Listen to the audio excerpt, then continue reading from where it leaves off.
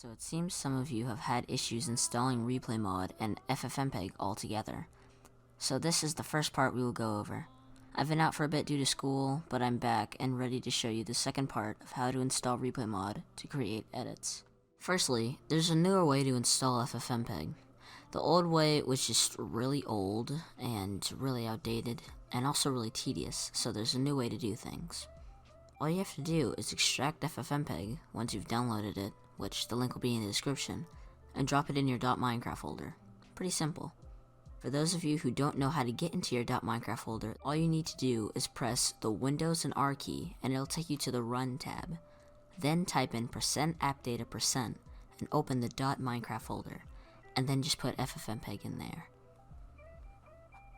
The next thing we're going to talk about is the keyframe presets feature. This feature is really useful for when you finish making camera paths. If you finish one, go in your controls and search for the keyframe preset keybind. Once you know what it is, click and it'll bring up a tab. This tab basically saves all of your keyframe camera paths, so if you were to clear keyframes, you can reapply them from this window.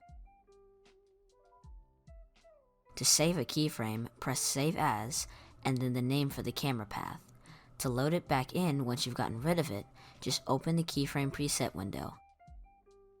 If you have a camera path already on the timeline when loading, it'll delete the current path on the timeline and replace it with the new keyframes.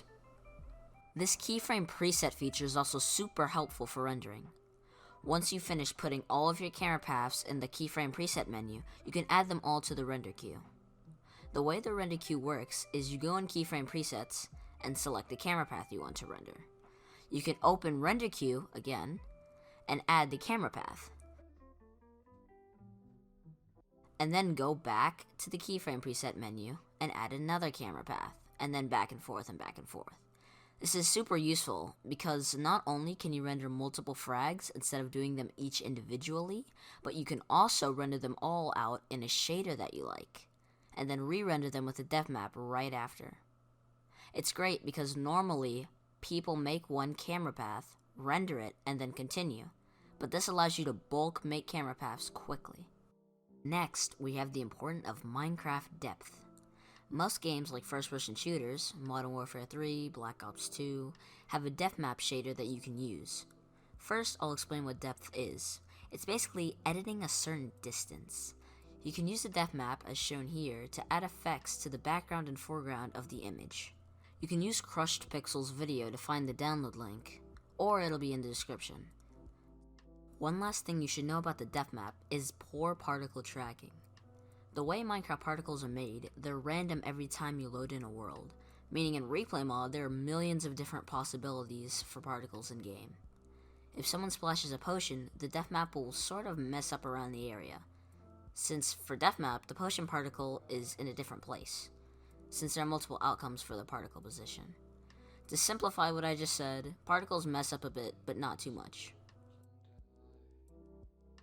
The second to last thing we're going to talk about is a Minecraft BSL shader. BSL is a customizable shader that you can use. If you wish to sync your edit to a song, you can make the mood using shaders. If the song is in a fiery sunset, you can edit the BSL shaders to make a sunset type shader. These shaders are amazing because you can customize it to be anything you want or just leave it as is. Lastly, but definitely not least, if you watched maybe some of my edits or any made in universe editing, you must know that this bow game mode called OITC, or One in the Chamber, is actually really dead. Popular editor Mintix streams OITC sometimes, and it's a fun server that mimics the Call of Duty one-shot one-kill game mode. It's a relatively old server, and it's hard to get demos and clips if no one plays, so get out there and record some demos. Lastly, I want to apologize for not making content for 2 months. I had a lot of schoolwork to catch up on, and I also apologize if this tutorial sounds super over-exaggerated and cringy. I'm reading this off a script I wrote in language arts class. Thanks for watching the tutorial. If you have any questions, please ask in the comments, and I'll try my best to answer as many as I can. And yeah, have a good day. See ya.